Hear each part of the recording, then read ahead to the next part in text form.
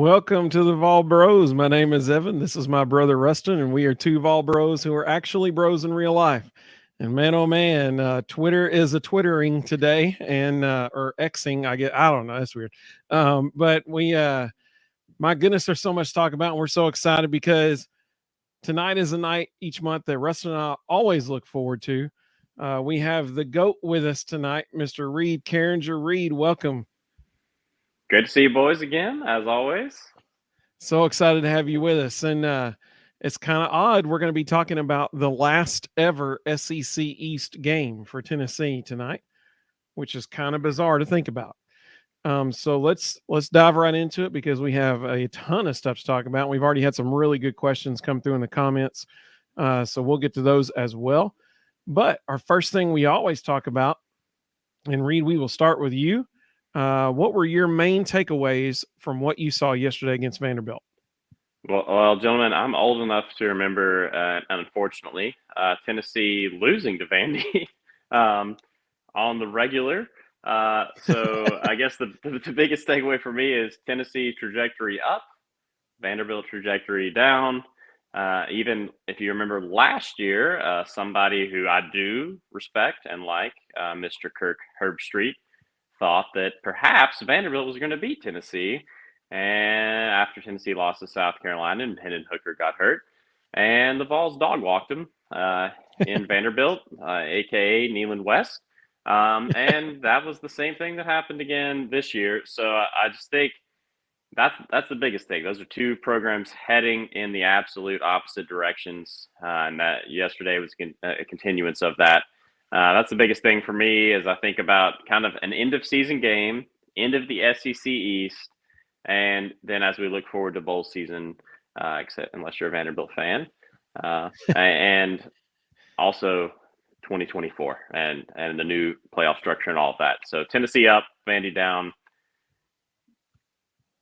Absolutely. Rustin, what was your main takeaways from what you saw yesterday? I wanted so badly to be in the locker room post game and ask the coaching staff, why did we show so much now? Like where has some of this stuff been the entire season? I mean, we ran the double slant wheel route to McAllen Castles. We ran a bunch of stuff for Jacob Warren in the middle of the field. Do you realize we almost had 300-yard receivers yesterday? I mean, rediscovered the tight end position, as you mentioned. Yeah. We were 18 yards away from having 300-yard receivers in one game. And it wasn't the normal stuff. We were adding some wrinkles. We added a little bit formationally. They did some play action stuff they haven't done a whole lot of that was kind of interesting. I just sat there watching it going, why'd we hold on to this stuff for so long? And maybe it's injuries. Maybe we didn't feel comfortable with the guys that were out there and we're finally starting to get healthy. But it was kind of odd to watch. It was fun to watch. Joe would have had almost 500 yards receiving or passing if they had caught half the balls they dropped. I mean, he was putting it right on people. Poor Jacob Warren, my goodness, he had that one over the middle of the field. Should have been an easy touchdown. Hit him square in both hands, and he just dropped it.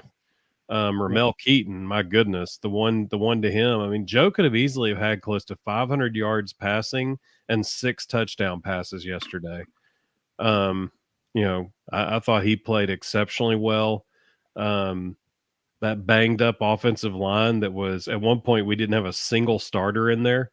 I thought they did a yeoman's work and played really, really well, considering. It was kind of fascinating watching Dane Davis do dances at right tackle as he taunted Vandy players. Didn't have that on the bingo card. Wasn't expecting the 6'6", 320-pounder to start breaking out some pelvic thrusts. It was something like he was going like this. But he was I don't know what he was doing. A lot of hip action into it. Like there was a whole lot of hip action. Didn't expect to see that yesterday. I didn't either. Jeremiah Thielander, I thought he had a coming out party. Good game. That Joker was flying around. and he started getting real confident and started coming with a hat. He was there in the second half. He was getting after it. And one of the few people to me that jumped off the tape in a good way on defense for Tennessee yesterday, for sure. Yeah. Thought Amari Thomas Absolutely. played really well also. Thought he did a lot of good things. He didn't get a whole lot of credit for some of the stuff he was doing, but I felt like he played really well too. Well, my initial thoughts, immediate reaction to the game was Tennessee played the way Tennessee's supposed to play. And how many times over the last 10 to 15 years has that not been the case? That Tennessee would play down to competition, that kind of thing. They didn't do that yesterday. They played the way they were supposed to play. And kudos to the coaching staff and the leadership on the team for making sure that happened. That was a wonderful thing to see. Super happy for Joe to have such an awesome game. He was on point that game. I mean, accuracy was fantastic. He was on point. Like Rustin said, there were a couple drops. Like, I'm glad we got both McAllen Castles and Jacob Warren touchdown catches. That was huge. Like I said, Rustin said Jacob could have had two. That one hit him right in the hands. But that's been the common thing all year. People dropping the ball. I do think so. Bill Martin, the comms guy, sports information director for ball football, he pulled out his ace card yesterday. So after the game, every person, Reed, if you were still on the media beat, you would have been salivating, man. Because Reed, I'm sure there were always people that when you were on the beat that you loved seeing get behind that presser microphone. I'm sure there were some that you liked seeing more than others up there because you knew it was about to be a great interview. Well, Bill pulled out his ace card yesterday. He put Joe Milton, Jacob Warren, and McAllen Castles all on the same panel after the game. All right, Jacob Warren and McAllen Castles are the two best interviews on the whole team. I mean, they're phenomenal, absolutely phenomenal. And you got a taste. We all got a taste of that yesterday after the game. So that was pretty cool to see as well. That has nothing to do with the game, but I just thought I'd throw that in there.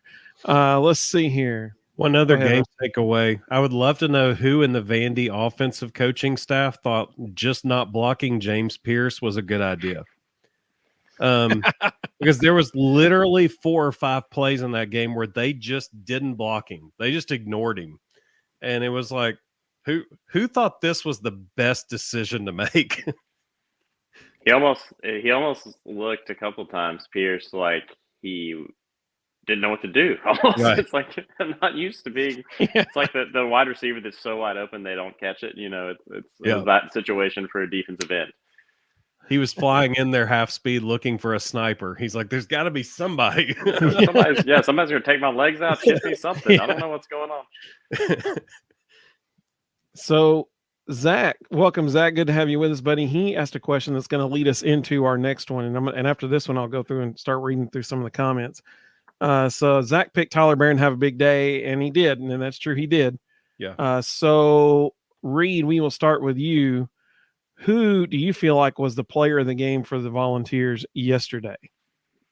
Well, I mean, you can't not go Joe, in my opinion. I mean, it's the easy answer. It's the layup. I've gone some weird answers when we've been on here before, but almost 400 yards. Could have had 500 yards, like Rustin said.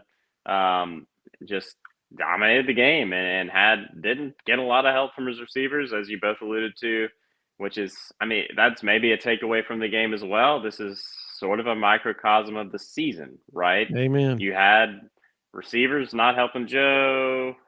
You had a couple, maybe 2 throws where Joe didn't help the receivers, but it was really, to me, more on the receiving core this year.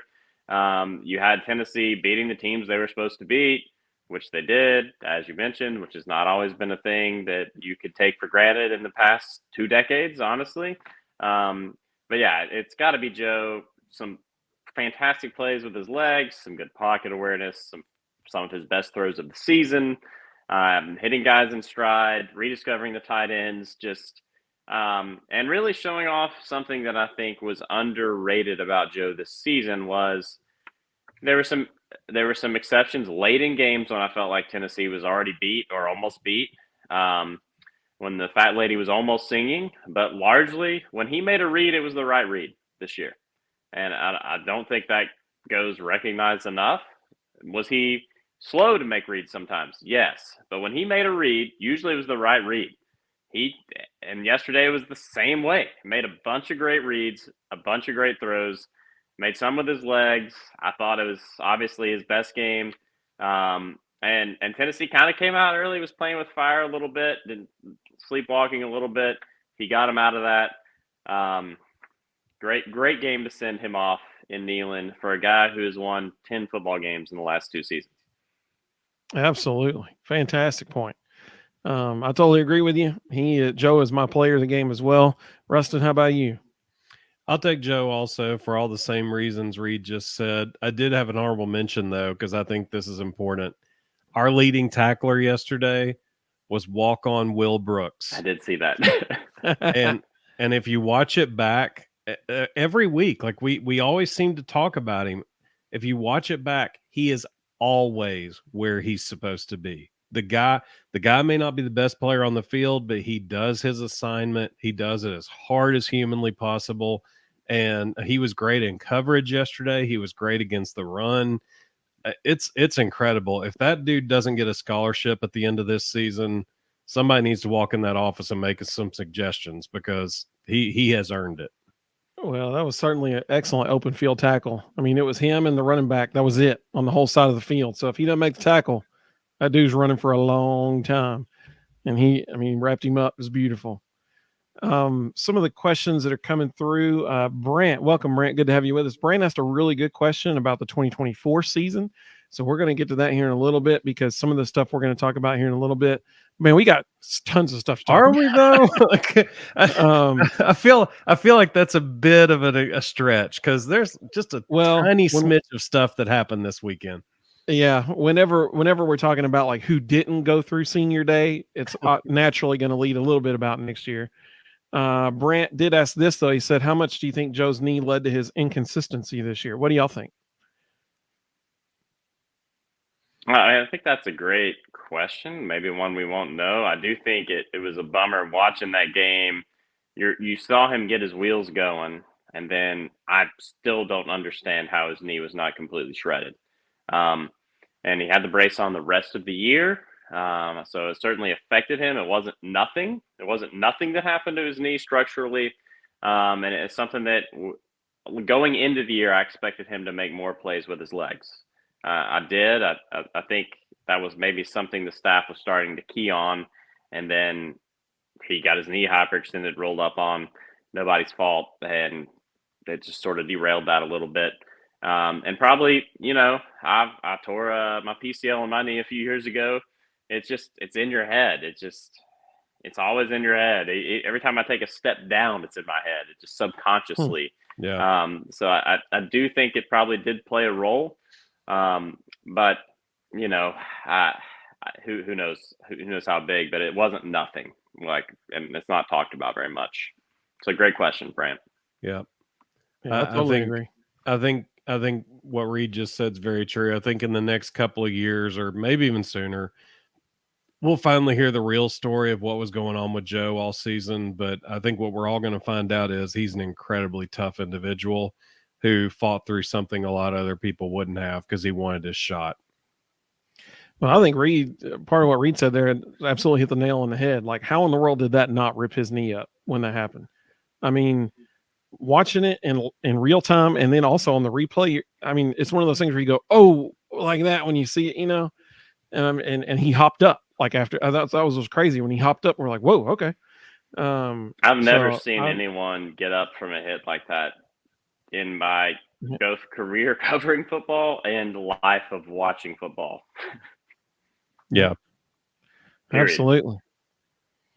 Brant said, "Love the show, bros. Hey, we appreciate that, man." Reed, here's the thing, man. I was thinking about this. This is your 4th appearance on the show. I think you're like actually one of our actual real life brothers now. I need a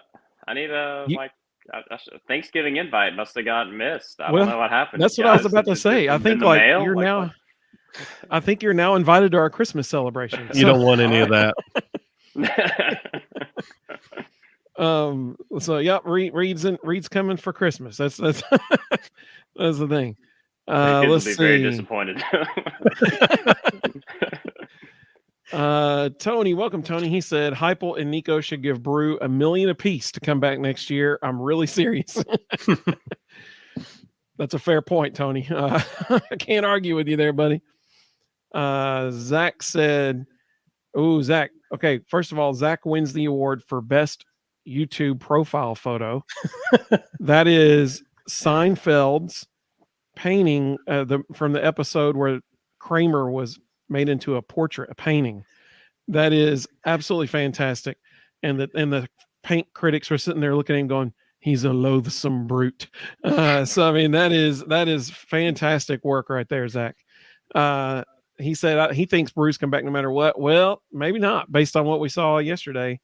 So we'll talk about that here in just a minute. Tony said, glad we finally threw to the tight end. A little too late. I understand that. Absolutely. Zach said, what's up, Reed, Evan, and Rustin? It's good to have you with us, Zach. Tony. Okay, so we're going to not talk about the Iron Bowl tonight, but that is a good point. They did not rush a lot of folks on that last play. What was weirder was they didn't rush 2, or they only rushed 2, so that means 9 were in coverage. How did that guy get one-on-one in the corner of the end zone? Where were the other 8 guys? Yeah, that's a fair point. How's that even possible?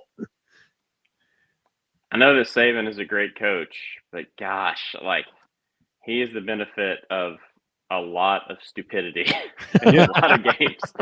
And that I was watching that play in real time thinking, oh no, what are you doing? What are you doing? They ran a quarterback spy on 4th and goal from the 31. I don't know what they were doing. Just in case. I Googled their defensive coordinator's name, who I've already forgotten, but I'm sure he's headed for unemployment. Let's see. Zach said the biggest thing he took away from the game was just like Reed said, Tennessee shows who is the big brother. Absolutely. Zach making the jokes here. I like it. He said, what does Vandy and Florida have in common? They both hate bowling. And South Carolina as well. Yep. Enjoy your bowl game. Ooh, Brant, good question. Brant said, why were no Vandy players ejected for literally coming across the field?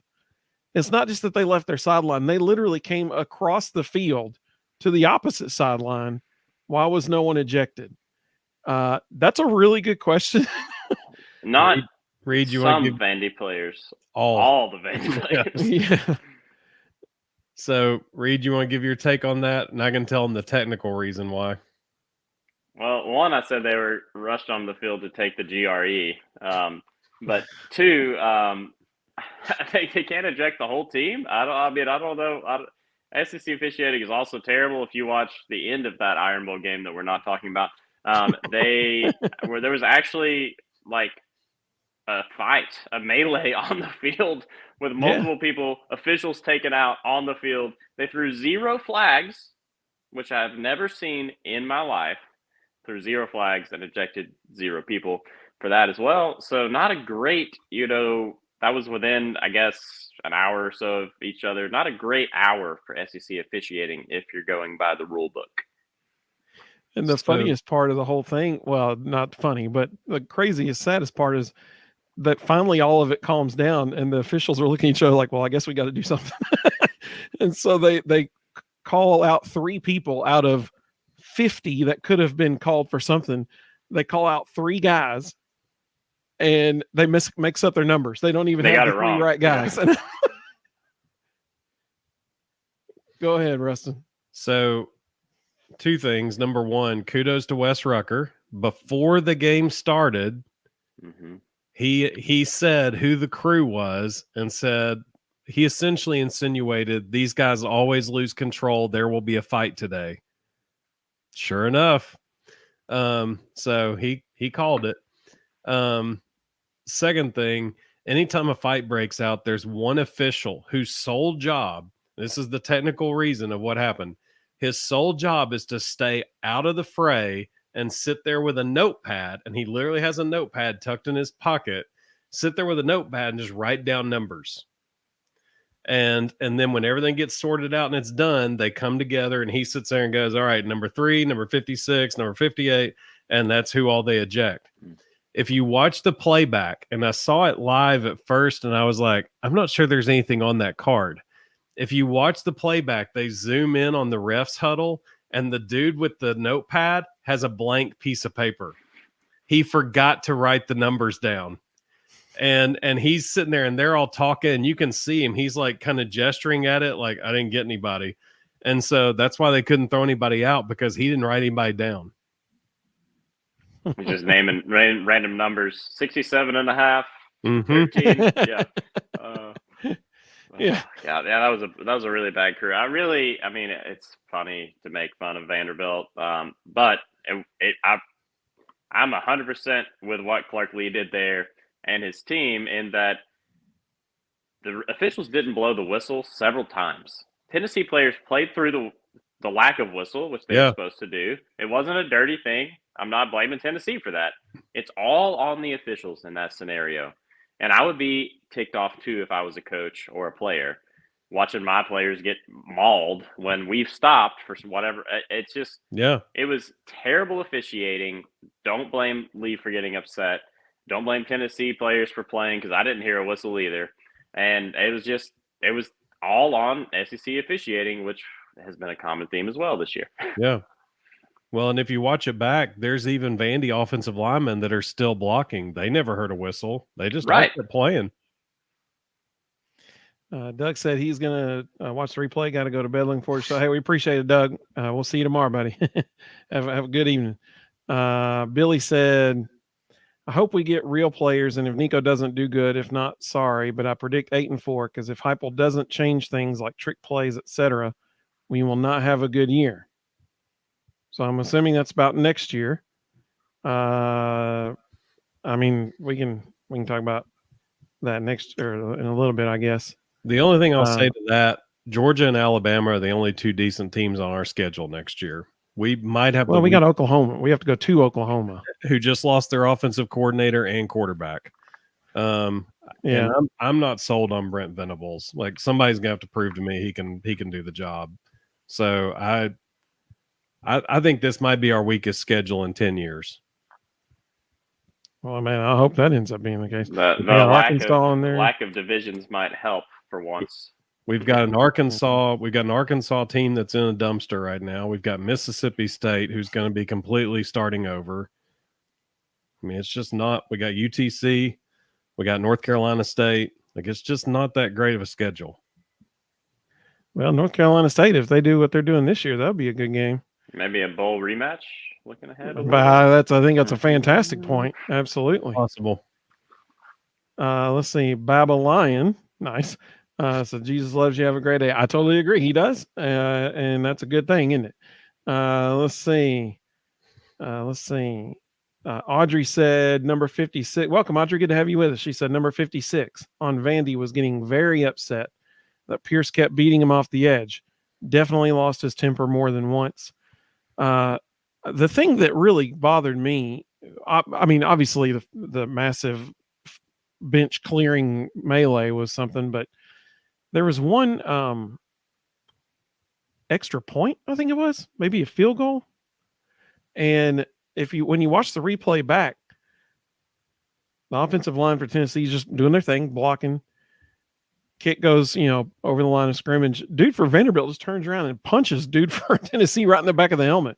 Which, side note, how stupid is that to punch a dude in the back of the helmet? And so then, a little scuffle happens, and then this other guy just comes through. I don't know who it was on Tennessee that he hit. But man, he just cold clocked a dude coming from the side. And because at that point, the refs had lost all control of the game. Crazy. Carl said Vols by 24, but they dropped out of the AP top 25. That's true. They did. Toledo replaced Tennessee in the top 25. Can't say that I think Toledo's a better team than Tennessee.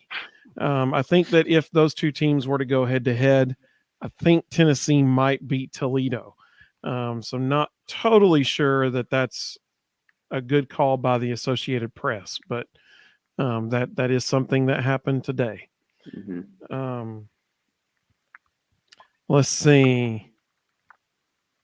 Oh, people are talking about the Iron Bowl. Let's see. Josh, welcome, Josh. He said you couldn't hear the whistle at all in the stadium. especially on the second one. We were celebrating the sack. We couldn't hear on TV either. I mean, it was. Did they blow it? I mean, did they? What are they doing? I don't know. It wasn't the Georgia game. We weren't breaking decibel records. Like I don't understand what they were doing out there. Continues to be. There's too much money. Again, a common theme. There's too much money being made by the NCAA, by the SEC, by each school for officiating to be this terrible. It is absolutely a choice. It can be fixed. They have to invest in that. It should be fixed, period. Amen. And it wouldn't be that expensive. I mean, I'm sure you guys watch NFL games.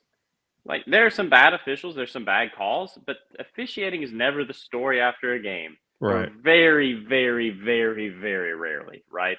Yep. They are not incompetent. They don't have to be incompetent in the SEC, especially. And we talked about this a couple weeks ago. They're part-timers. Like, how are officials in a billion-dollar industry part-timers? Like, that makes no sense. Right. I'm with you 100%, Rustin. So this is why I love having Zach join us on the show, because Zach, he is the ultimate Vol fan. Like, I love this. Y'all, we're talking about the next season came up. Zach immediately commented 15-0 national champions. I love it. That's what I'm talking about. And he said also there's no cupcake schedules for Georgia and Bama next year. They play each other, actually, I believe, in the regular season. They're on each other's schedule for the first time in only the second time in the last 10 or 15 years, I think. Florida has the hardest schedule in the history of college football. Oh, yeah. Georgia and Alabama no longer get to play cupcakes. Yeah. Poor Florida. I mean, like, they got a rough go of it next year. Not only do they have said. Yeah, exactly. Exactly. Here they are. They got just a brutal SEC schedule. And then their 4 out-of-conference games are Florida State, Miami, UCF, and Samford. And so one win on there. 1-11. Yeah, exactly. Exactly. So Florida, I mean, it literally might be the most difficult schedule in the history of college football next year. I mean, it is crazy. Goodbye, Billy. Yeah, exactly. That's exactly right. Not sure we want that, but whatever. Yep. Also very true. Yes. Let's see. Nick, welcome, Nick. Great to have you. This is a interesting take. Nick said it's got to be time for Joe to move. Well, it is, because he's a 6-year senior, so he has to. He said it serves absolutely zero purpose for Joe to play for us in the bowl game. That's meaningless. I'm going to answer that and say I'd like to answer that one. Nico needs to be QB1 from here on out, all the reps, etc. Nick, I totally understand why you feel that way. However, I actually think it would be to Tennessee's detriment to not have Joe. If Joe wants to play in that game, it would be to Tennessee's detriment to not allow Joe to play in that game. And here's why. This is his last audition for the NFL draft. For the future recruiting efforts of the University of Tennessee, it is important to continue to say, look, we have a quarterback drafted consistently, all the time. Every quarterback that comes through, Hendon, he got drafted. Joe, he got drafted. And especially if it's a high draft pick. In addition, if what message does that send to recruits if they're like, okay, all right, thanks, Joe, we appreciate you, but we're moving on now. You can go get ready for the draft on your own with a personal trainer. We're going to go on with Nico now. What message does that send about the team concept to potential recruits who are looking, in the future? They're like, well, I know that eventually they're just going to move on from me. No, you got to stick with your guy, man. You got to show loyalty because recruits value that. And so that would be my answer to that. I think it is actually better for Tennessee if Joe plays in the bowl game. And the other part of that is, and Reed had a really great post on Twitter this week. I keep saying Twitter, X, whatever, I don't know. The thing. It's Twitter. It's fun. There you go. And so Reed had a great post about that and how well Joe had actually played, comparatively speaking, to other Tennessee recent quarterbacks this year. But I can't imagine. Like, we had somebody this past week, actually last week, say that Josh Heupel intentionally tanked this season to keep Joe in the game. Like that, no, uh, that doesn't make any sense for him to do that. Heupel needs to win. He knows that. Just look at Zach Arnett. You get 1 year and you're done, kind of thing. You got to win. Heupel knows that. He's going to put the person in the game who he trusts to hold the ball on every single play. And so that's my take on that. I think it would actually be better for Tennessee to play Joe, but I totally understand why you feel that way, Nick. I really do. There's a lot of excitement about Nico, and understandably so. He was the number 1 overall rated player in the country last year. So I get that, but I do think it would be better for Tennessee to play Joe. Do y'all want to say anything about that? Well, I'm with you on the sense of I don't think coaches think like fans think, which is something that I've said on here before. Having covered them for years and David developing friendships with some who left the school in both football and basketball. They don't think like fans think. They don't, period. They're thinking about who gives us the best chance to win this game. And it's not to say that they don't sit down and think about the overall trajectory of the program and what's next season look like and whatever, but they are wanting, when they line up, they want to win that game every single time. And if they don't, they're not going to make it, period. They're not going to make it. So they don't have the luxury of thinking like that. So I'm with you, Evan. If Joe wants to go prepare for the draft, he's earned that right. He can do that. And then Nico plays. Absolutely. That's the right move. If Joe wants to play in the bowl game, remember, you don't beat Clemson last year without him. You don't win the Orange Bowl without him. It's not that long ago, people. Our memory should be longer than that. He's earned that right. It's period. That's it. It's pretty simple to me. Absolutely. Josh, welcome, Josh. He said a similar thing. He said, I know I'm in the minority, but I completely understand why Heupel handled the QB situation the way he did. A lot of people calling for Nico, and I keep going back to this. The UTSA game, Nico's first pass was a pass to Dante Thornton. Beautiful ball, just a laser right to Thornton. Hit, literally right in the chest, hit Dante in the hands and fell straight down. Like he just straight up dropped it. And dude, 2 rows behind me, I was sitting in section QQ at the time. Dude, 2 rows behind me goes, well, that ain't a good pass. Well, and then so that, I can't remember who. Sorry, I can't remember who asked or talked about Nico starting that bowl game. I understand. I do want to say that I understand why fans want to see that. Fans are ready to turn the page. Fans want to look forward to next year. Fans want to see a taste of what the offense looks like. So I don't want to belittle that. I didn't mean to come across as that way.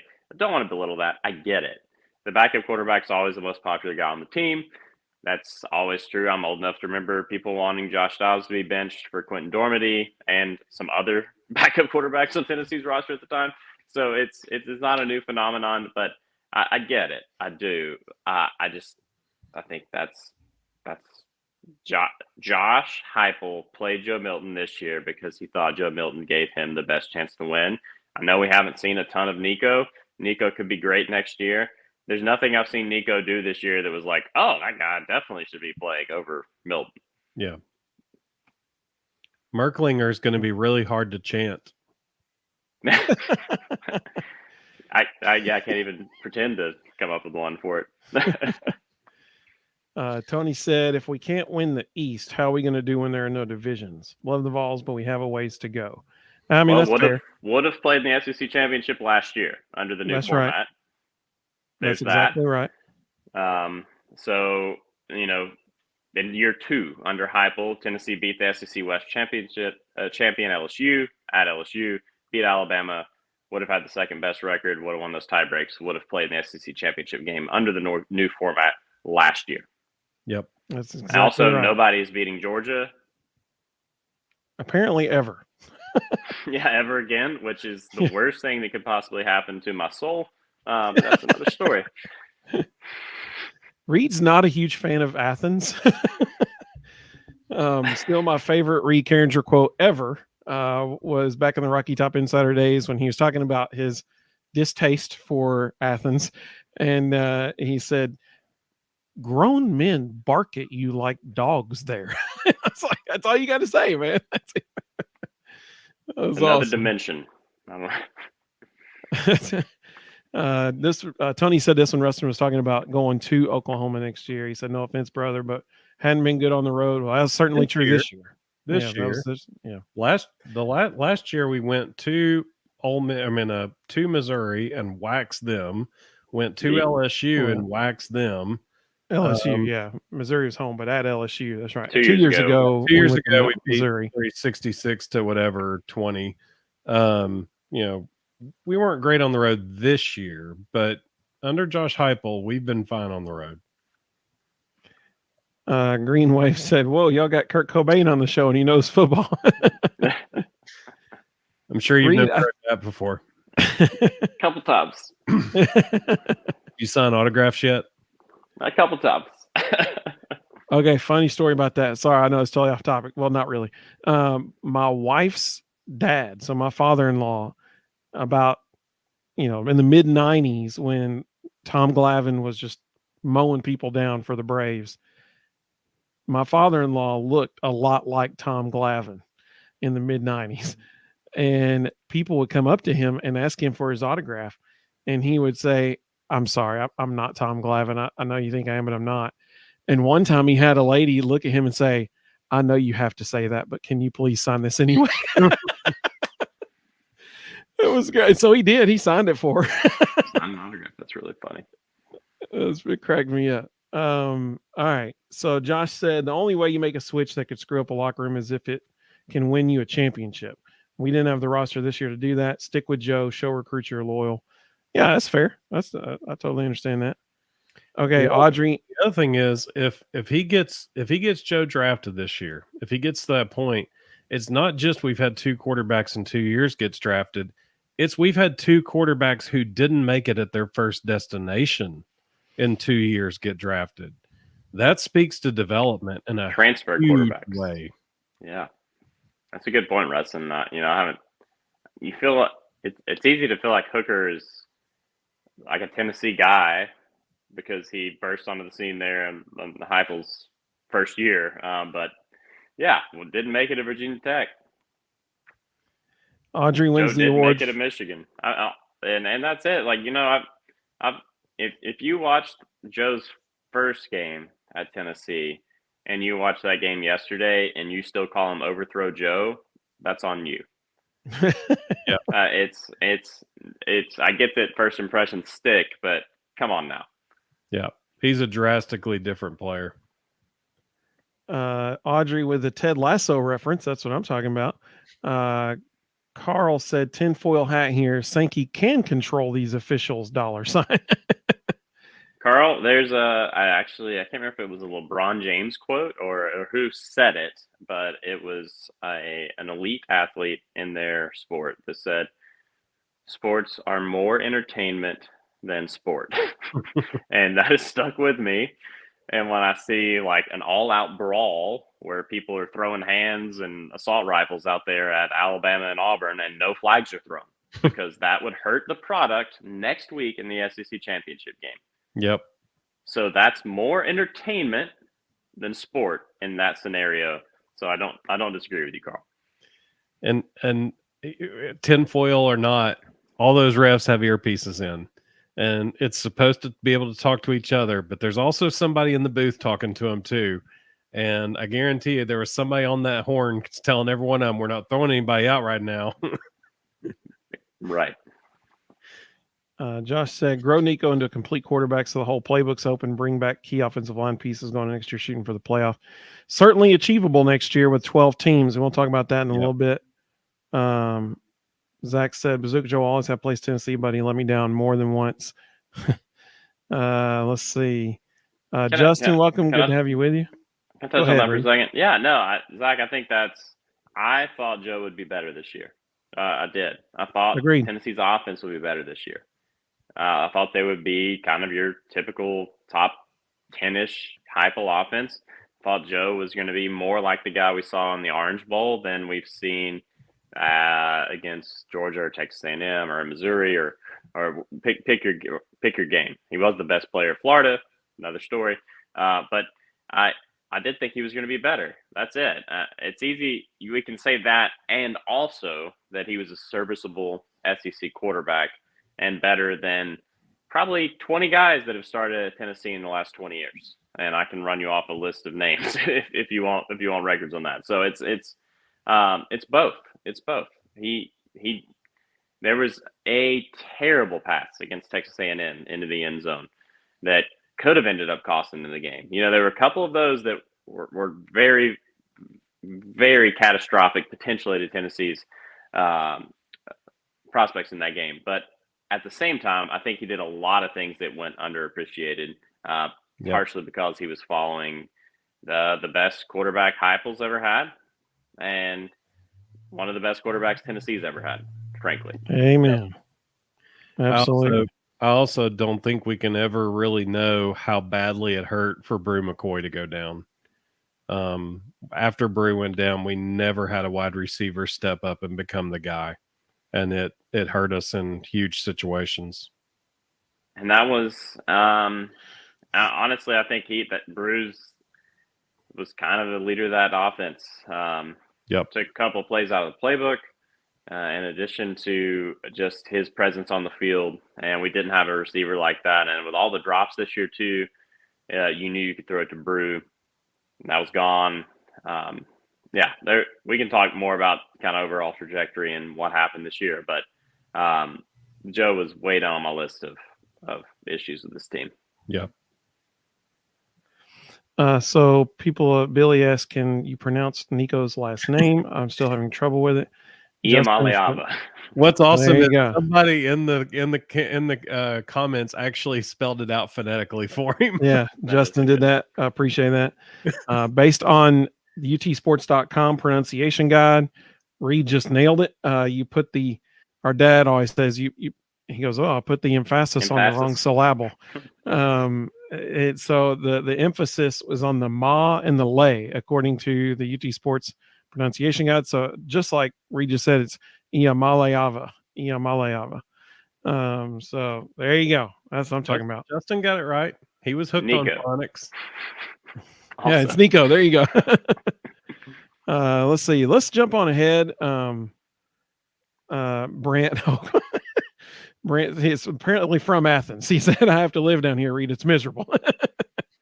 I'm sorry, Brent.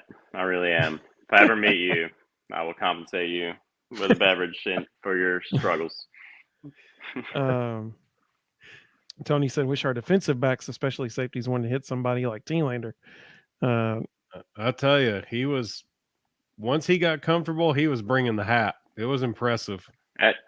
Rustin, that was I'm glad you brought him up earlier, because that was somebody, as I was watching the game and taking notes yesterday, I didn't go. I was like, wait, where'd he come from? What? Like, this guy's flying around, taking some names, and looked like he wanted to hit somebody, unlike some other guys on the team. And that's what Tennessee needs. Like, let's be aggressive. Yep. Let's be aggressive. That's it. And that's the same mentality Arian Carter has. It's the same mentality Jalen Smith has. Jalen Smith made a heck of a tackle on a kickoff yesterday. Open field, really, really pretty tackle. We've got some younger guys that have that mentality, and it's going to be fun to watch them the next couple of years. So real quick, let's do our last normal question. Then I want to get into that senior day list, because that's what I'm most excited to talk about tonight. We're 40 minutes in, 44 minutes. So our last question that we normally do, play of the game. Reed, you get to start. What was your play of the game yesterday?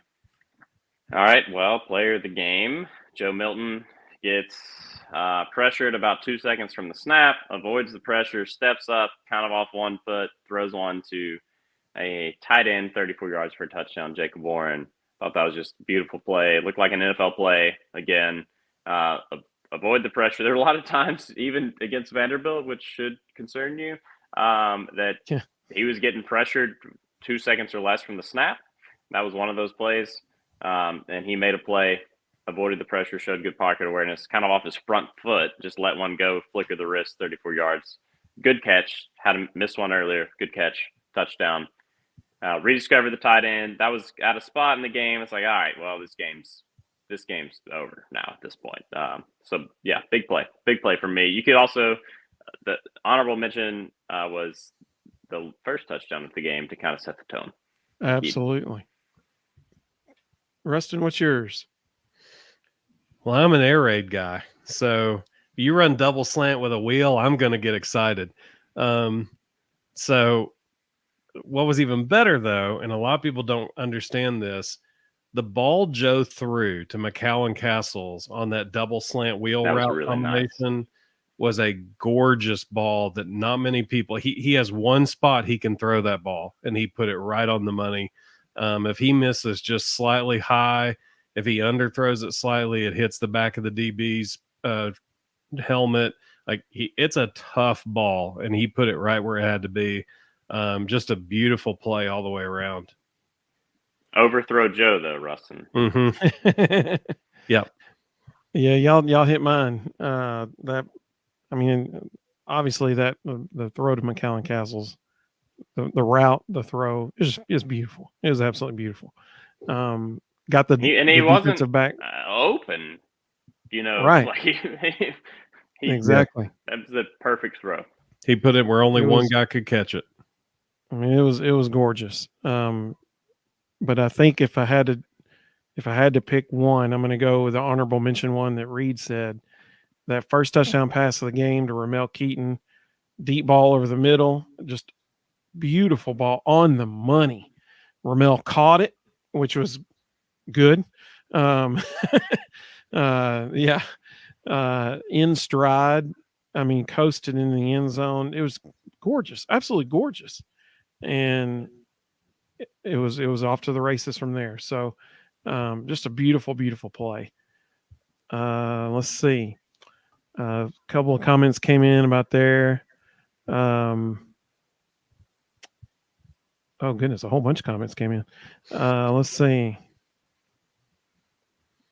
Justin said Brew did things that didn't show up on a stat sheet better than others did the things that do. That's a good point. Absolutely. I think number 15 you should have to earn it at Tennessee, really, after Jennings and Brew. It's not just a Jennings thing; it's a Brew thing too. Yeah, because those guys were the quintessential college athletes in my mind who maximized their talent and did so many little things well. And I'm a 49ers fan. I'm loving seeing Jennings succeed in that offense, and he's perfect for that because he does all those little things. Yep. And he's so physical, and teams are just not ready for it. And Brew's the same way.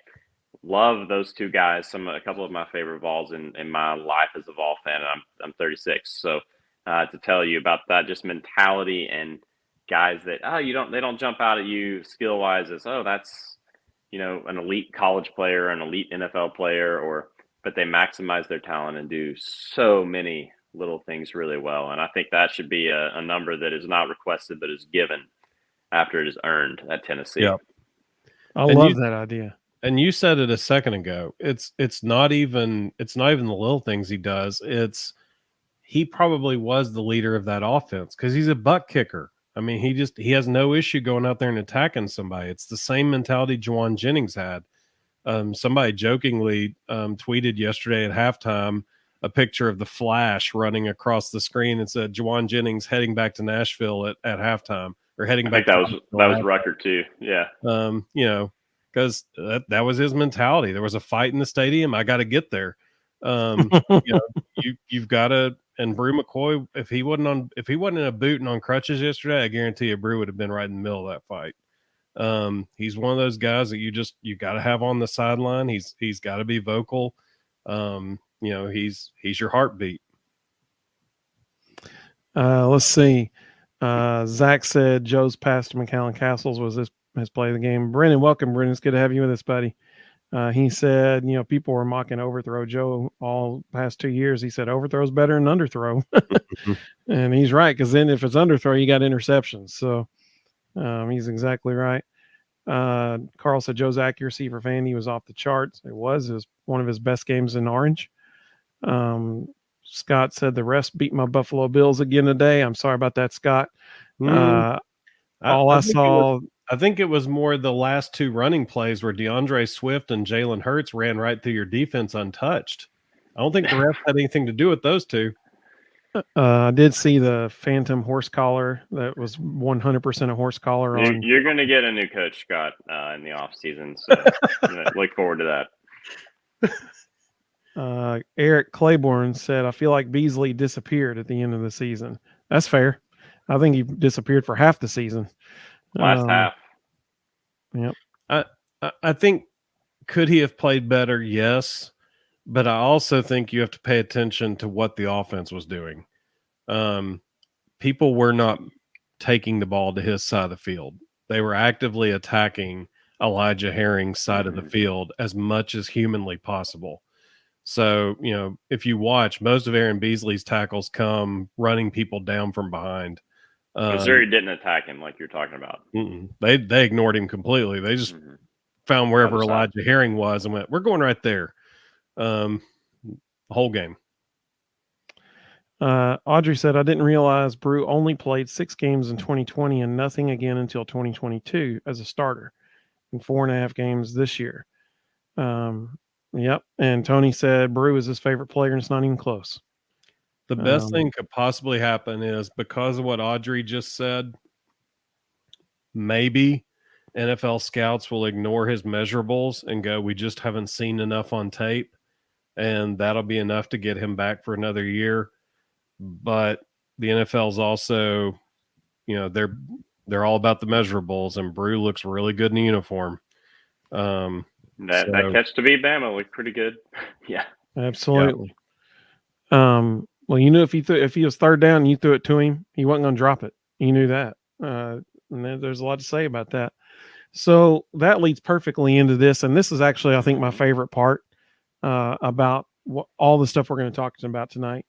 And that is, Ben McKee tweeted out this list of people who went through senior day festivities during the game Saturday. And there are 4 names in particular on this list that I want us to talk about. And we just talked about the first one, and that's Brew McCoy. First of all, the 4 names we're going to talk about are guys who could come back for one more year if they want to.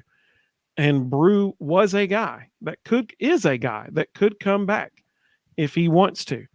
So, Reed, Rustin, is there a chance Brew McCoy comes back, or is this the message to Vol Nation that he's done?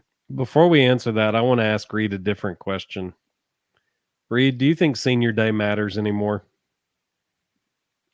As far as, okay, I'll respond to your question with a question, Russ. A clarifying question. So matters as in what it signals player wise towards next year? Right. Probably not. Yeah. Really. I think so much can change between yesterday and tomorrow, even for a lot of these players, especially in the age of NIL and whatever this is going to look like next season roster wise, or whoever is ahead of them or behind them, or maybe they're recruited over or whatever. Yep. So many variables. It's maybe we'll see. It would not surprise me to see guys that go through that start coming back on the regular if it is in their best interest. Yeah, absolutely. I wouldn't be surprised if senior day eventually gets altered in some way to become some other type of ceremony, because it really, Tennessee set the precedent. It's not just football. They've done it in basketball now, where guys, Josiah James and Santi Vescovi both went through senior day last year, and now here they are starting. So I just don't think it matters anymore. I think it's an old tradition that probably is going to have to be altered. So Tony makes a good point. He said Jacob Warren went there last year, came back this year. I do think it matters for people who have no eligibility left. Like Joe like Joe. Yeah, I mean, like they know this is it. Guys who have a year of Right. eligibility left, they know they got that in their back pocket. And that's Brew, why for I think, example. yeah, and that's why I think they're gonna have to alter what it is. Like they're gonna have to stop calling it senior day. They're gonna have to stop pretending like it's their last moment ever. Like it's gonna have to become some other kind of ceremony that makes more sense. Sure. Brew, for example. Rustin and I were talking about this a couple weeks ago or last week, something. And Brew can, declare for the draft. He can do that. Or not declare, but he can, He'll test the draft waters. test the waters. That's the phrase I was looking for. Thank you. He can test those waters and see what happens. I think what Audrey mentioned is his lack of sample size could, be one reason why he might not get the kind of grade that he wants to get. But his measurables are there. I keep going back to what Cade Mace said, I guess 2 or 3 years ago now.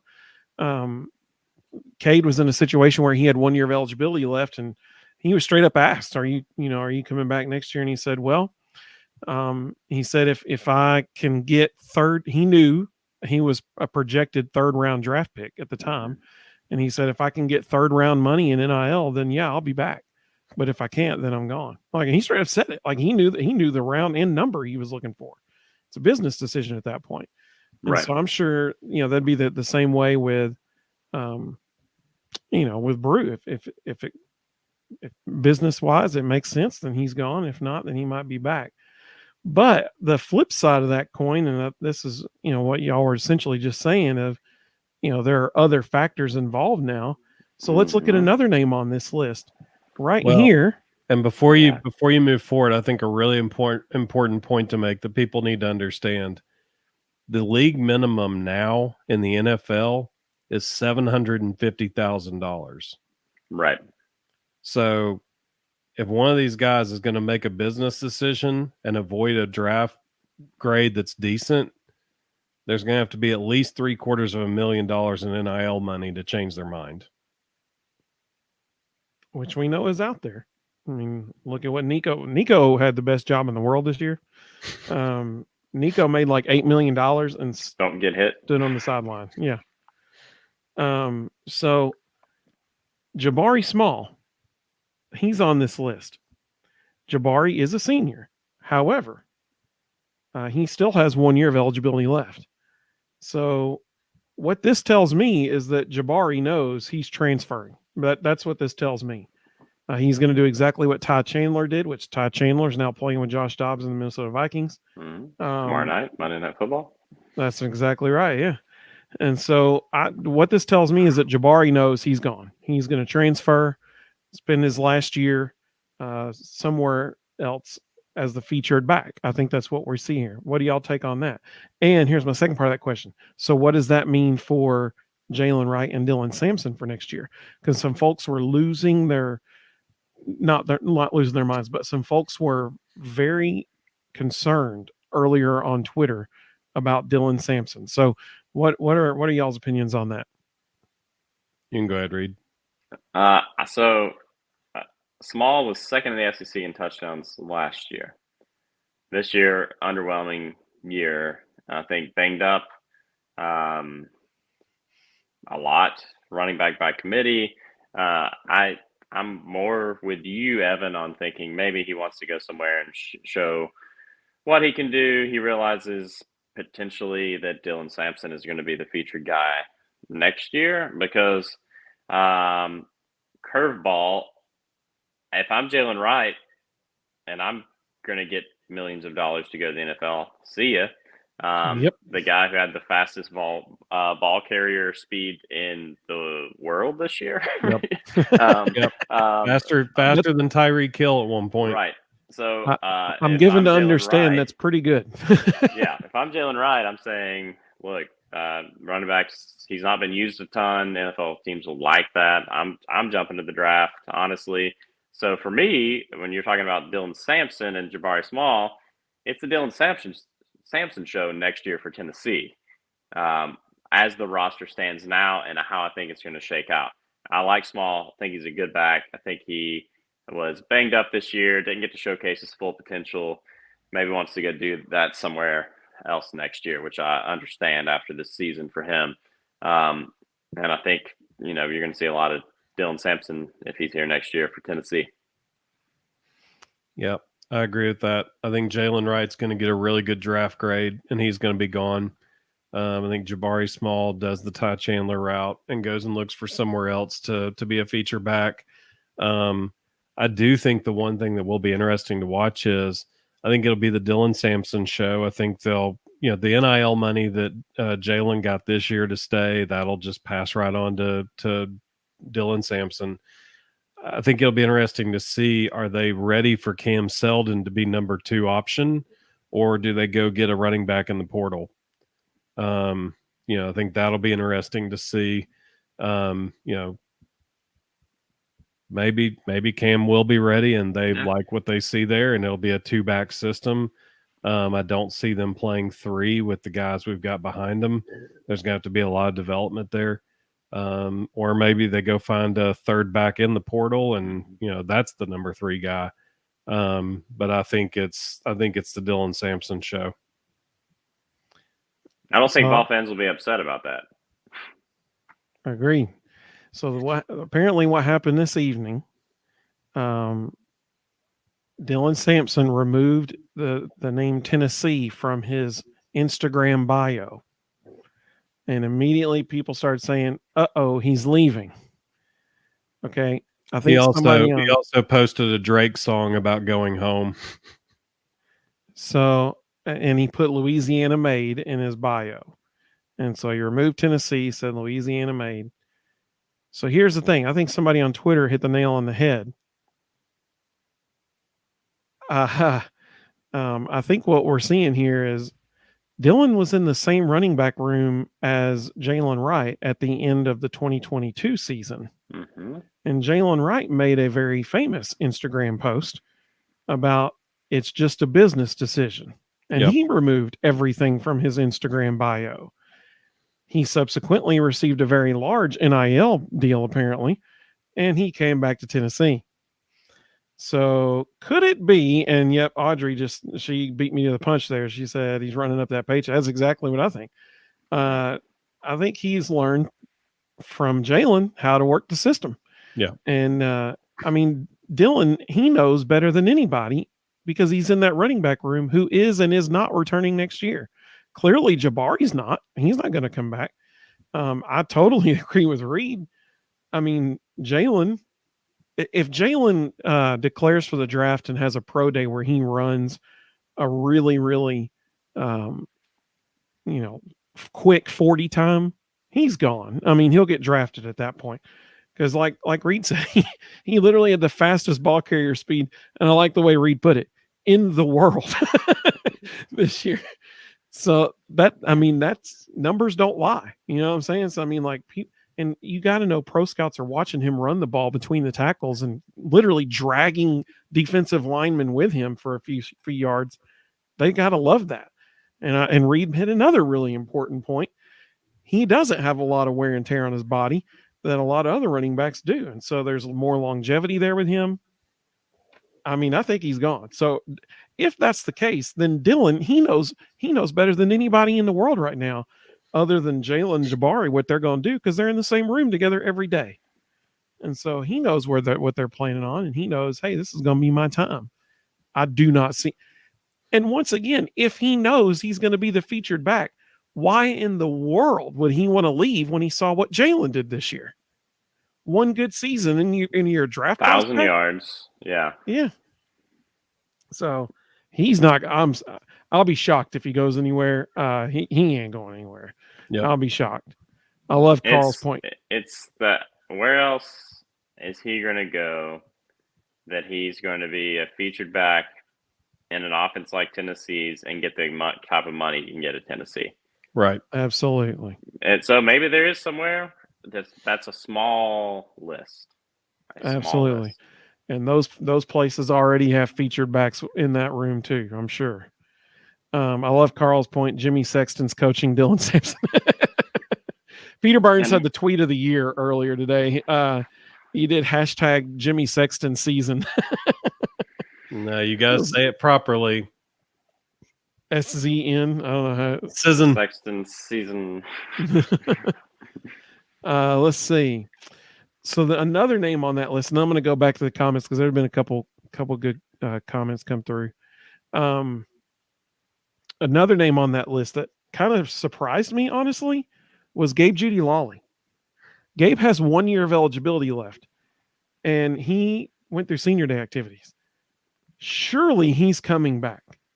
I mean, I do not think he would transfer anywhere because he knows if he comes back, he's starting at a corner. Like, he knows that.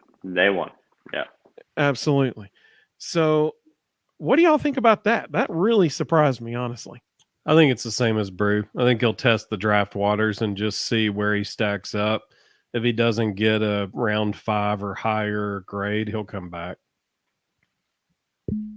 Yeah, that's a good point, Russ. And I was kind of curious about his thinking behind that because, yeah, day one starter for Tennessee next year, and a spot that Tennessee needs a starter as well. I'm sure there's some incentive for him there financially. So, and I thought he had a really tough last couple games. Didn't look great yesterday, but that's a guy that I would love to see back and starting for Tennessee next year.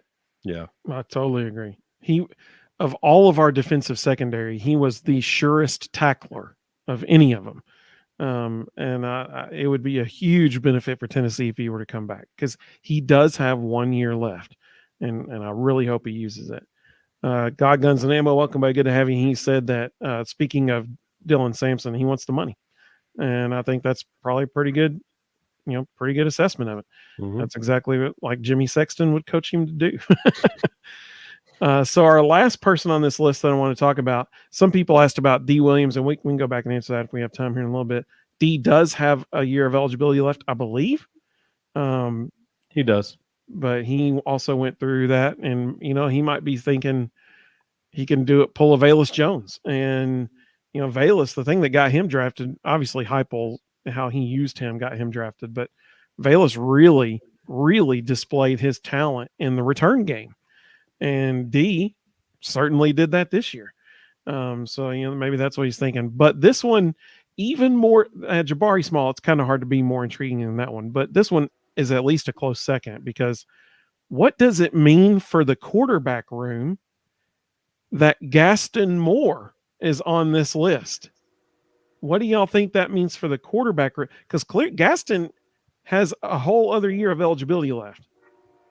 So clearly Gaston's got like, a couple, yeah. Got a couple plays yesterday. Absolutely. And I think Gaston Moore's good enough. They've probably told him, hey, you've got a chance to play at some of these group of 5 schools. You need to go. I think they've probably told him you need to go ahead and walk, transfer, and go play somewhere. I had this conversation yesterday during the game about some of those guys. I was looking at the bench and talking about what would I tell my son to do, right, in that scenario. Like, even if you're a Navy Schuler, what would I tell him to do? Because I would want them to play, because it's your only chance you're ever going to get in your life to play college football. Yep. And if you're not going to play at Tennessee and you are good enough, like Rustin said, to play somewhere else, you should take that chance and at least go compete for a starting job somewhere. That's what I would that's what I would want my son to do. Yeah. On the flip side of that, if my son wasn't good enough to play at a school like that, or guaranteed a spot, but wanted to be a coach, I would say go play at Tennessee, or go be on the roster at Tennessee, because you're going to get what it looks like to be in a big time college football program on a high level coaching staff, high level facilities, high level administration. So to me, it all depends on the ability level of player and what they want to do after their career as a player. And so for a guy like Gaston, if he's good enough to play, he should go play for 1 year. I think you just nailed it. Absolutely. Can you throw that list back up? I know you only wanted to talk about 4, but I think there's one more thing on here that's really important. Well, hang on. Before we do that, to comment on what Reed said and what you said too, Rustin. But Reed, it's the plans of the player and the ability level of the player. We're talking about two guys right now.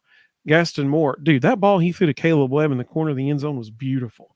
Mm-hmm. I mean, that was a beautiful ball. Yeah. That drop hurt also. Oh, absolutely. There's schools like Liberty, Caden Salter's probably going to be gone after this year. He's probably going to go pro.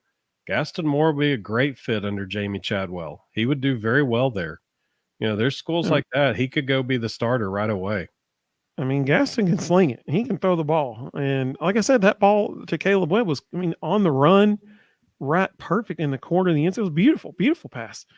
And so he certainly has the ability to go play somewhere. I think there is another quarterback currently on the roster that fits the exact other category that y'all mentioned about, does my son want to get, into coaching? And that's Navy Schuler. I think Navy is there knowing he's going to stick out his last year next year, go through senior day next year, and hope to become a grad assistant the following year. I think that, I don't know Navy personally, but I would venture to guess that's what he's wanting to do. And if so, then he is in the perfect spot to do that. Because here's what this means. If Gaston leaves, then we got three guys next year. Redshirt freshman Nico Iamaleava. I fixed it. I corrected it. Nico. There you go. So we got redshirt freshman Nico, true freshman Jake Merklinger, and redshirt senior Navy Schuler. Okay, so now the obvious question. Not if, but who are they getting from the portal? Because that ain't going to cut it. Like, they're not going to have Merklinger be the, just run. What if Nico gets hurt? And now, well, it's like we talked about before. They don't want Merklinger to be a backup. They want to get that red shirt in so they can get that 2-year gap between every starter. Yeah. So, what do you think percent chance? 0 being 0% and 10 being definitely going to happen. Tennessee gets a transfer portal quarterback this offseason. 10, 9. It's one. You both pointed out earlier. It's an attractive transfer destination because look what the last two guys did. Yeah. And two, they need it just for roster depth. That's something. Yeah, that's an area the whole program needs to improve is depth at so many positions, and quarterback is not exempt from that. I mean, all it takes is one hit when they're when they're running with their, for a first down, diving to try to get a first down or something. They take a hit. Joe's knee this year, like it wasn't. That wasn't a dangerous play. That was just football. Yeah, great point. Great point. What's the other name you want to talk about, Rustin? It's really not one, it's 4. So when you look at this list, you got Omari Thomas, you've got Karat Garland, you've got Omar Norman Lott, and you've got Elijah Simmons on there. All four defensive linemen. All 4 of them still have their COVID year. A lot of humanity on that list. Yes. Yeah. Just to be blunt, they're basically the exact same player in the NFL's eyes. And so I think all 4 of them are in the same boat. I think all 4 of them will probably draft the waters, look to see how much Rodney Garner's coaching pull actually does matter in the NFL. Mm-hmm. I think we probably lose 2 of them, and I think 2 probably come back. And if we get any combination of 2 of those 4 guys back, that helps significantly. Absolutely. No doubt.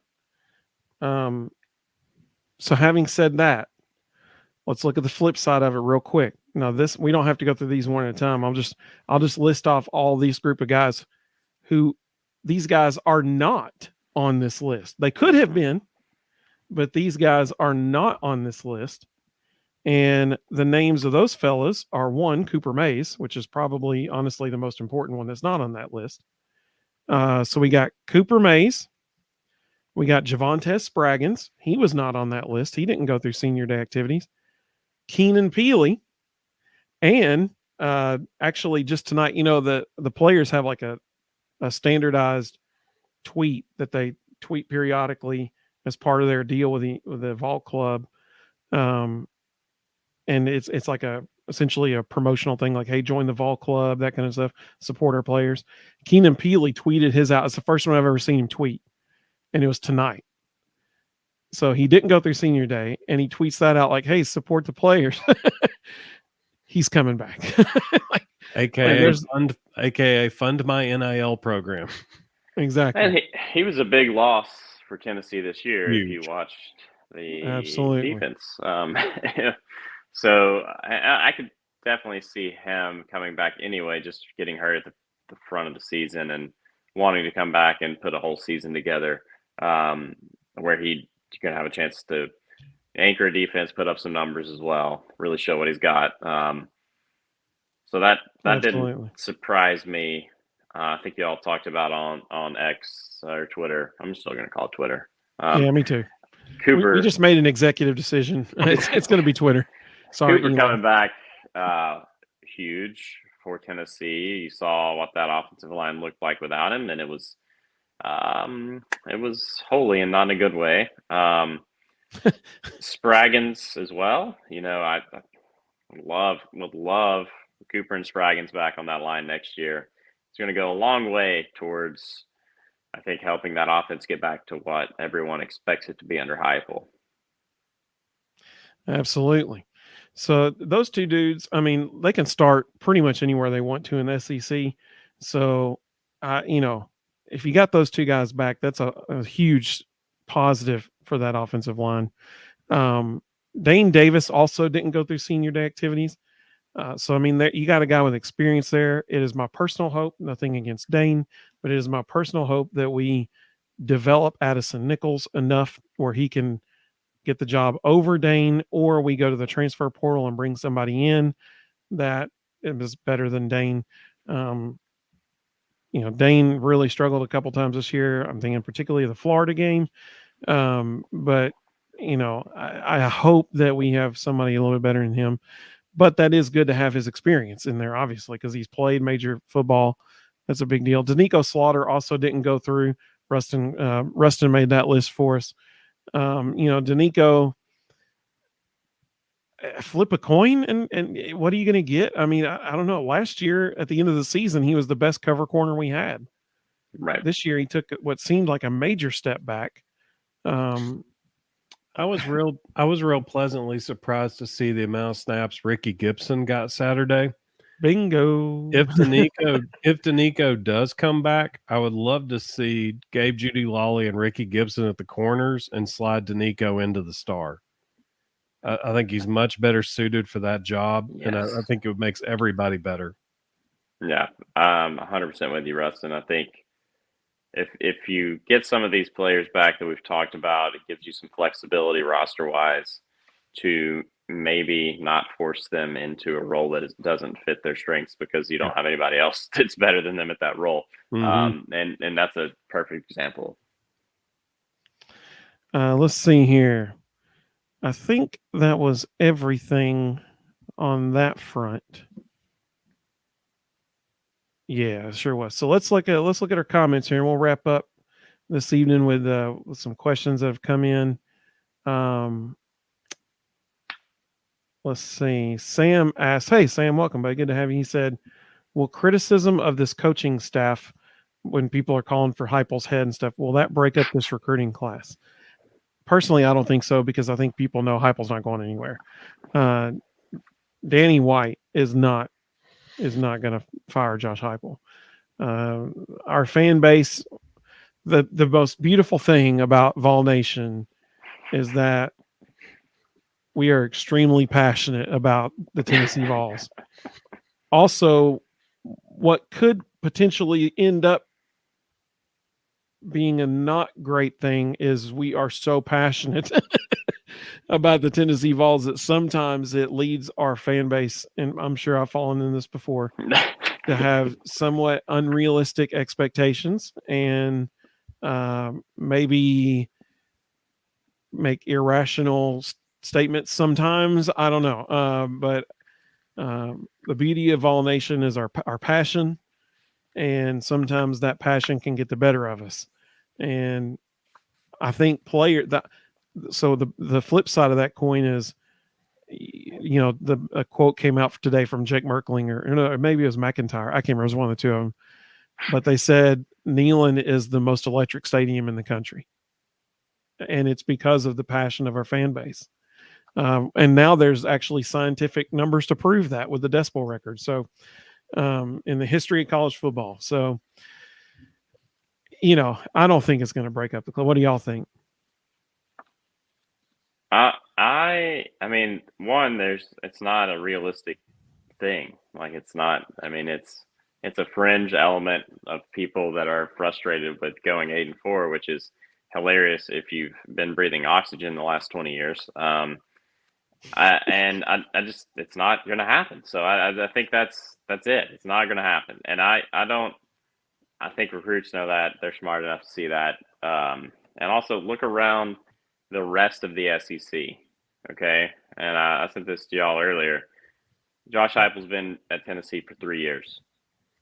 In the SEC, it's Georgia, who nobody can beat in the country. Number 2 in the SEC East, RIP, and wins is Tennessee since Heupel took over. Number 2 in the SEC East in his tenure with 14 wins. Balls are 14-10 in the conference. That includes beating SEC West champion LSU last year, ending the streak against Bama. Second behind Tennessee in that next, Georgia and everybody else, it's Tennessee at the top. Missouri's 12-12.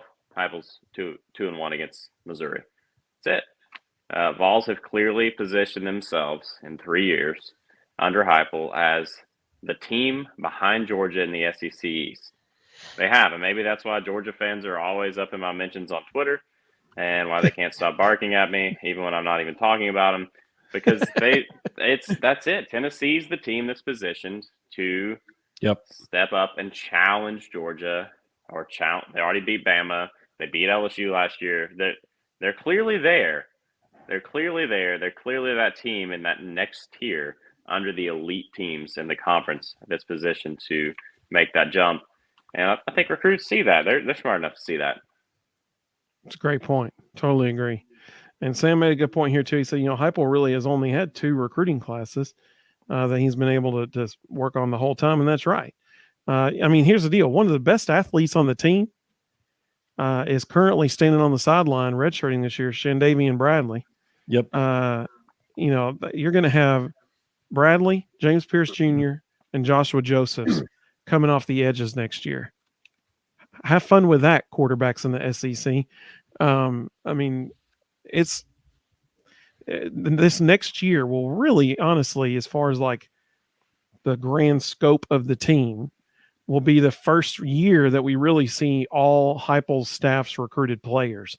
Yeah, there'll be a couple guys, that'll still be there from leftover from previous coaching, Pruitt era. But for the most part, the vast majority of the team, whether that's through transfers or just recruits from high school, it's this next year will really be the first glimpse we have of the talent that Heupel has recruited in. And to add to those 3 guys you just mentioned, incoming 5-star defensive end Jordan Ross, who in the most recent recruiting rankings just got moved to number 1 in the country at edge. So you got those 3 guys coming off the edge, plus the top edge high school player in America. And you know what that I think is a huge deal that we didn't mention this when we were talking about guys who didn't go through senior day? Bryson Eason returning next season. Yeah, Bryson had a coming out party this year. This was by far easily his best season he's had on Rocky Top. And he's coming back, and he's going to be one of the primary leaders on that defensive line next year. Yep. Let's see. Justin Henley said, no realistic fans calling for Heupel's head. I wouldn't be shocked with changes on the defensive staff, especially defensive coordinator and defensive backs. Yeah, we'll see. It'll be interesting. I agree to see when Willie it's in there. Martinez's contract runs out this year, Yes. and there's been a lot of talk that he may retire. That's the only change you might see. I agree with Rustin. I don't see a coordinator change happening. I would be surprised if that happens. Martinez's contract is up, I believe. So I wouldn't be surprised to see a different defensive backs coach next season. But I don't think you're going to see a coordinator change. Just don't. And the biggest reason they think Willie's going to retire is last year, 2 years ago, there were 6 assistant coaches who were all up for renewal. They renewed everybody but Willie Martinez. So he chose for his contract to just run out, which typically means he's probably done. Zach said, I heard Cooper didn't go to the draft because he was hurt. He said, I know it sounds stupid. Well, I think Cooper didn't go to the draft because of his measurables. Yep. He's not a large offensive lineman, which is what the NFL is looking for. That was one reason why he wasn't more highly ranked coming out of high school, was because of his size. Now, we were talking about measurables and stat sheet earlier. The thing about Cooper is what he brings to the team. I mean, first of all, he's a really good offensive lineman, no doubt about it. Like Cole Kubelik, when he joined us, he said Cooper was the second best center in the SEC behind the dude at Georgia. And so, I mean, that's an unbiased third party saying, yeah, he's the second best center in the league. But it's his size that has kind of, been what people have hesitated on. But the thing that he brings, not only is he just a phenomenal offensive lineman, it's how he's organizing and orchestrating the offense. I mean, the guy is just making every blocking call for the offensive line every play. I mean, he's vitally important, and that is we don't even know how big of a deal it is that he's coming back next year. We all know it's got to be huge. I mean, it's a tremendous deal, but even that doesn't fully appreciate just how big of a deal it is for the offense. I mean, Glenn Ellerby was talking about it when he came back after the South Carolina game, saying we totally trust him. Like, we can tell him, hey, go make the call and he'll do it. Like the blocking scheme, it's a huge deal. And to take that pressure off of Nico in Nico's first full year, that Nico's not having to make the blocking calls, that Cooper's doing it for him, that's a big deal. Let's see. Eric said these seniors left it better than they found it. No doubt, brother. Totally agree. You can be the most cynical Vol fan in the world, and you can't disagree with that statement. Absolutely. You are absolutely right, Eric. Well said. Let's see. Sam said Brew's a great position receiver, probably possession receiver, but we didn't have a deep threat this year. Well, yeah, I know. Ramel became a deep threat, and he was earlier in the year. He just was dropping the ball. Well, no, we got a scheme issue there. We did have a deep threat. His name's Squirrel White, but he didn't get to be a deep threat because the guy who was supposed to be the possession receiver left the field, and he had to become the possession receiver. So, we lost our deep threat when we lost Brew. The depth problem for sure. I mean, you're an injury away from starting a walk-on at wide receiver. You're starting a walk-on at defensive back. Yesterday, it's just there's still, to your all's point earlier, still depth problems with the program that I think you're going to see a better roster next year, top to bottom, than you saw this year. Apparently when I was complimenting our fan base, some comments came through that were pretty funny. Audrey said, just say it. We're psychotic about the Vols. So hey, I get it. I get it 100%. So while you've got Audrey up on the screen there, I want to read you something she sent us tonight. So Reed, several weeks ago, Audrey got so frustrated with the officials that she went back and charted all the penalties to that point for the year. And she's been keeping a running tally every week. It was really impressive, actually. oh, just wait. So it's done. She's now completed the season. She sent it to us tonight. And Audrey, you need to tweet this and you need to tag Greg Sankey and SEC officiating, because this is just unbelievably biased. So this year, regular season penalties, Tennessee had 87 penalties called on it. Tennessee's opponents had 41. Wow. Okay. Lot pre-snap penalties, which this is somewhat on us. 23 on our opponents, 42 on Tennessee. So 42 pre-snap penalties. But this is the glaring one. Live ball penalties. Tennessee 45, our opponents 18. 18 live ball penalties in 12 games. I was going to say, yeah, 1.5 a game. Yeah. Not good at math, but I think that checks out. Yeah. Tennessee had both live ball and pre-snap penalties in every single game, but Tennessee's opponents in 5 games had no pre-snap penalties, and in 5 games had no live ball penalties. Wow. And in 2 of their games this year, their opponent had 0 penalties. Golly bum. That's literally impossible. Like that. It is impossible. I don't know what this whole defense structurally is predicated on getting pressure on the quarterback, and when you're Tyler Barron, wherever he is right now, is being held. Like I don't. It's unreal what we saw this year, and I just think something's got to be different next year for sure. But well done, Audrey. That's incredible. That's awesome. That is next level research. That's what I'm talking about, Audrey. Mm-hmm. And I like Reed's tip of the hat to Tyler Barron there. Wherever you are right now, Tyler, you're being held somewhere. Yeah. I like that. Zach said, we're crazy, but crazy in a good way. Carl I said, get that everybody wants to go undefeated every year. I do too. I would like to never lose a game ever again. But maybe one day. JL said, we're coming up. Absolutely, we are. Absolutely. Zach said, Nico's going to take us to the top and finally knock that visor off Kirby's head.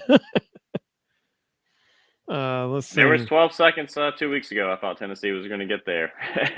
Most glorious 12 seconds in the history of of Earth. I ran up about 10 rows of bleachers and was high-fiving people I didn't know. And then I cried. All right, so funny quick story about that. So I got a good buddy who's a Georgia fan, and he is I literally told him, I was like, so you're like Michael Scott, because he's not superstitious, but he is a little stitious. He will not watch. He's a huge Georgia fan, but he will not watch a Georgia game live. Won't do it. He thinks it's bad luck for his team, and so he will follow along on Twitter, and then after the game, he'll go back and watch the whole game on replay. And last week, or during the Georgia game, he was at his family's house. His family had gotten together, half of his family, for Thanksgiving. And so they're all sitting there, and all his family's Georgia fans too. Well, they want to watch the game. And he's like, okay, I don't need to, but okay, I will. And so he's sitting there watching it. First play, 75-yard touchdown, and he goes, I'm out. And he walks out the and he left. It cracked me up. It was really funny. It did. We thought there was some Neyland magic there for a little bit. Whole 12 seconds of it. It was awesome. Let's see here. Rob, if you can hang on just for a minute. Rob Murphy just commented something. So Rob's a former Tennessee volunteer basketball player. He's gone. I think he left. He said he's got to go. He said, y'all are legends. You're a legend, Rob. Rob's a good guy. He works with Rustin. Rustin works with Rob. Rob's the founder of the company. Yeah, I remember Rob. Oh, cool. Awesome. That's awesome.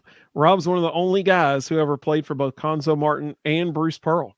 And so we got to have a fun interview with him at the beginning of season last year. Y'all can go back and find that. Disparate personalities. Absolutely. But Rob asked, have we talked Dylan Sampson yet? Because the rumor mills are circulating, and that y'all can correct me if I'm wrong, but the general consensus we came to was Jalen Wright's probably going to the NFL. Jabari Small went through senior day activities, so he is probably transferring to another place to be the feature back for his last season. which means that Dylan Sampson is going to be the feature back at Tennessee next year, and he knows that. And he's doing exactly what Jalen Wright did last year, making it seem like he might be leaving just to get that NIL money a little bit higher, working the system. And Dylan knows he will be the feature back next year, so he's not going anywhere. So it's college kids again, so unpredictable. If Dylan doesn't want to be the featured back in this offense next year and chooses to go somewhere else, then you didn't want him to be the featured back in this offense next year, because that's what he's going to be right now from where I'm sitting. And Dylan needs to find a new advisor. Right. Yeah, for real. I mean, you think about that. Rustin, you made this point too. And somebody mentioned in the comments, they mentioned the guy from Virginia, the speedy kid from Virginia. That's Peyton Lewis, who is a Vol signee. I mean, the running back room is going to be just fine next year. Yeah, we lose Jalen Wright, who is an incredible running back. We lose Jabari Small, who was a fantastic, incredible running back for 4 years at Tennessee. But we'll have Dylan Sampson, Cam Seldon, Khalifa Keith, and Peyton Lewis. Deshaun Bishop. And Deshaun Bishop. Yeah, thank you. Exactly. Deshaun Bishop was one of the most entertaining people of the freshman class this year until he got hurt. So, I mean, they're going to be just fine in the running back room. They will be just fine. Not worried about that position next year, personally. Totally agree. Totally agree. And really strong this year as well. You know, we can talk about the things that didn't go well for Tennessee. Running back room was not one of those. The really met or exceeded everybody's expectations for sure. Absolutely. Jared asked, do y'all think any freshmen coming in next year will make an impact? I'll let y'all go first, and then if y'all don't mention the people I'm thinking of, then, you know, I'll chime in. I would just go with Jordan Ross at defensive end and Mike Matthews at wide receiver. I don't think we'll see any other freshmen. Well, yeah, I don't think we'll see any other freshmen get playing time. You don't want to be in a spot as a program where you're like, these freshmen have to come in and play. You know, that's not a recipe for success in the SEC. And I think Tennessee's finally getting to that spot. But yeah, Matthews, I hope we see him out there. And then Ross, if he's, you can even use him situationally if you want to, because there's so much talent at that position, where you bring him in fresh, clear passing downs, things like that. So I think you nailed that, Rustin, for me. And I want to see Matthews for sure. And that wide receiver room does need some help as well. So that's a guy you want to see out there. Yeah. Yeah, I totally agree. That wide receiver room has some dudes in it, but they haven't stepped up to be the dude. You know what I'm saying? And so, you know, I mean, how sad is this that in the Georgia game, I almost picked Chaz Nimrod as my player of the game solely because he caught the ball when it was thrown to him. I mean, like, that's not position. We need to get Audrey to go back and chart all the yards that were left on the field this year, because all the drops. It's probably 1,000. Like, really, like it has to be a high number, honestly, and not seriously. Like I like the guys Tennessee has at receiver. I don't know what happened, because I like those guys. I want to see them out there. There's so many yards that Tennessee left on the field with drops that hit them right in the hands. Yeah, absolutely. And sometimes on really critical downs, like third down and stuff like that, and now you're off the field when it could have been a first down. Totally agree. So I was going to say Mike Matthews as well and Jordan Ross. The one outlier who might be able to make a difference in the special teams game, especially, is Boo Carter. You know, if they put him back there as a punt returner, which I think probably we're actually going to see either Squirrel White or Cam Seldon returning punts next year. We know Cam Seldon's going to be on the kickoff return team. I would probably almost guarantee you'll see Boo Carter as the other return man back there with Cam Seldon, because when the dude gets the ball in his hands, he is electric with the ball in his hands. He is going to be starting on the defensive side of the ball for Tennessee. I don't know if he'll bust into the secondary to start the season, but it would not shock me to see him on special teams for sure. Okay, scroll down the comments. Audrey with the response of the night.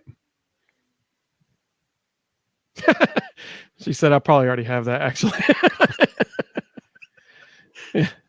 And Carl said he mentioned Boo Carter as well. Yeah, Absolutely. that's a good one. That's somebody I could definitely see a path towards significant playing time for sure. Yeah. Although I will say this, if he gets significant playing time at safety, that's also That's a bit of that's a problem. Yeah. Like, I don't care how good you are, unless you're Eric Berry. right. We don't want you starting as a true freshman in the SEC. Yeah. Absolutely.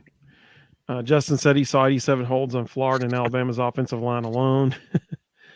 Let's see. JL said SEC protects their top teams. About the interception against Georgia. Before you wrap up, Reed wanted to talk about Dave Bartu and the college football matrix. Yeah, y'all tweeted that his tweet talking about coach effects. So Dave, back in the day when I was a young lad and had a radio show, had Dave on weekly to talk college football, and he, maybe more than anybody else, which is the biggest compliment that I think I can give somebody, changed the way I look at college football. Just purely in terms of the greatest predictor of success is talent. And that's why you see Georgia dominating everybody right now. They're head and shoulders above their SEC East, especially peers, in the talent level. But he tweeted that Tennessee was one of the few teams this year that had a zero coach effect, meaning they basically beat the teams they were supposed to beat. And they lost to the teams they were supposed to lose to. And two teams also on that list were Alabama and Georgia. Yeah. There's 12 teams on the list, and that's also somewhat impacted by recruiting rankings, right? Yes. Absolutely. Yeah, he goes in. He has his own kind of talent metric thing, and then it gives points for home and away games and crowds, and to determine which team should win, basically, without watching any football. And it's amazing how accurate he is. Actually, when Tennessee beat South Carolina in, what year was that, 2013? The Marquez North, Connor Shaw. Yes. Mm-hmm. He called that the year before on my show. When he said Butch Jones has had a positive coach effect, they're probably going to beat South Carolina at home this year. And sure enough, they did. So that's a guy that I kind of follow at CFB Matrix on Twitter, and pointing out that, yeah, Tennessee was one of those teams this year, one of the few, like you said, 12, that they beat the teams they were supposed to beat and lost the ones they were supposed to lose to. But let's burn it down. Which is interesting because that means he predicted we would lose to Florida. Yeah. I wonder. So, yeah, Tennessee, if you look at the 247 composite talent rankings, which is not what he goes by, he has his own one, and Tennessee's behind Florida, and they're playing on the road at Florida. So that makes sense that Tennessee would lose that game, right? And that one hurts, obviously, because Florida's not bowl eligible. And this is how old I am. This is a paper note of SEC East wins over the last 3 years. Florida has 8 over the last 3 years. Tennessee is 2 of those, which hurts. But even if you watch that Florida State game yesterday, there's no doubt that Florida has a lot of talent on that roster, and they're just not being maximized. But that didn't surprise me to see that tweet from Dave. Just as I think about Tennessee's season, you lost to 3 top 10 teams. You lost to a team you can never beat somehow that has a lot of talent on the road. You beat a very talented Texas A&M team here. And you beat Kentucky like you should. You beat South Carolina like you should. Makes sense to me. Absolutely. For those who are curious, the 12 teams that were exactly what they were predicted to be. So, the teams that had what he calls a zero, so it's exactly what they're recruiting versus their schedule projected. Utah, Maryland, which is interesting, Alabama, Texas, and Georgia, Iowa, which the fact that his analytics could predict what Iowa would do, scoring 5 points a game, Pretty wild. Ohio State, the Vols, West Virginia, Boston College, Arizona State, and Oklahoma State. So Reed, you in Houston were the people who introduced me to Bartu, because I heard him on y'all's show, and it was crazy how accurate he was on stuff. And like Reed said, it's all numbers based, and it's absolutely fascinating how he comes up with this stuff, and it's all just not an algorithm, but his formulas and his stuff, and it is crazy how accurate it is. I heard him on y'all's show first, then I heard him on the Swain event. And what was really interesting was back in 2016, I think it was 2016, maybe before that, when Texas A&M hired Jimbo Fisher. So he was on the Swain event, and on his show, he said, Jimbo Fisher is the most overrated coach in America, and here's why. And he ran down a list of numbers as to why this was not going to work out at Texas A&M. And look where we are now. He said he would have, I remember that. He said he would have about the same record as Kevin Sumlin. Yep. And he did have about the same record as Kevin Sumlin. He actually had a worse record than Kevin Sumlin. Yep. It was almost identical. It was just slightly worse. I met Dave in Portland when Tennessee played Oregon. So in person, and then I saw him at SEC Media Days a few years later. So cool dude. And it's absolutely fascinating what he's able to do, and the numbers he's able to run. It's incredible. So I'm glad you brought that up. Well, Reed, you are the man. We are so fortunate that you've joined us. You're actually part of our family now. So just you can message and me the kids' Christmas list over here. Yeah, give me the skinniest Santa Claus they ever saw. Uncle Reed. Audrey asked, what is Dave's last name? It's Bartoo, Bartoo.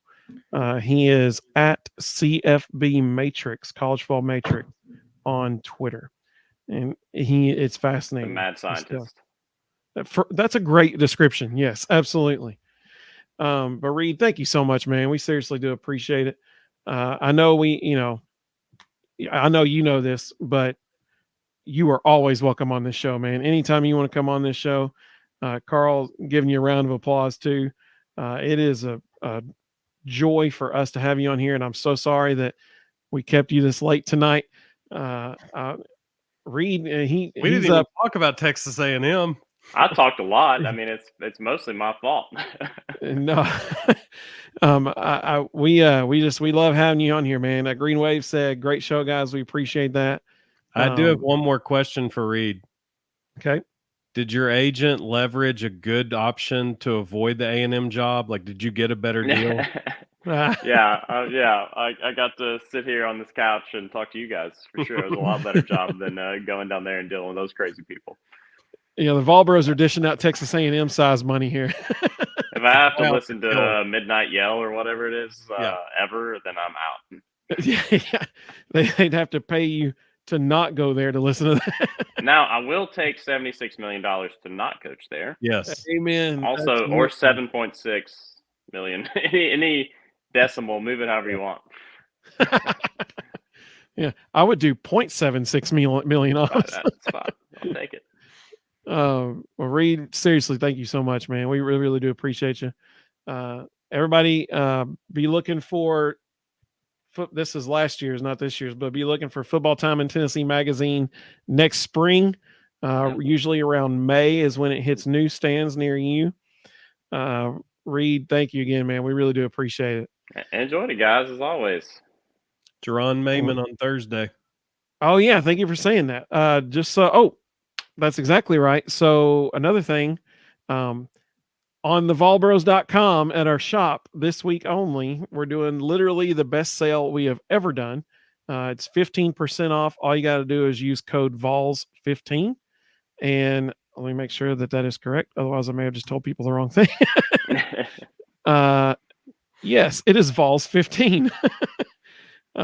So I would strongly encourage everybody to go check out thevolbros.com and then click on shop in the top right corner. There's some beautiful merchandise on there. We have Battered Ball Syndrome Survivor shirts, basketball season coming up with Go Big Orange. Just all kinds of stuff on that. Hanging with the Bros, hoodie, all kinds of good designs. You can get them on anything. Everything School Designs, which is good. Vols 15. It's literally the biggest discount we've ever offered, because on some products, if we go any more, we actually lose money. So Vols 15, that's this week all the way through Thursday. So the end of November. So Thursday. And just like Rustin said, Thursday night, Jerron Mayman is joining us live on the air, because Wednesday night, Tennessee men's basketball plays at North Carolina in the Dean Dome. And so that'll be a huge game. It'll be fun to hear Jerron's, reaction to that and his thoughts on that and their season. So we hope you join us. Carl said Christmas goodies on that website. That's exactly right. Greenway says snag that merch. Amen, brother. Well, Reed, you're the man. We hope everybody has a great evening. We do have a winner for the College Football Pick'em Challenge. I will release a video tomorrow night that tells who that winner was. So everybody be looking for that.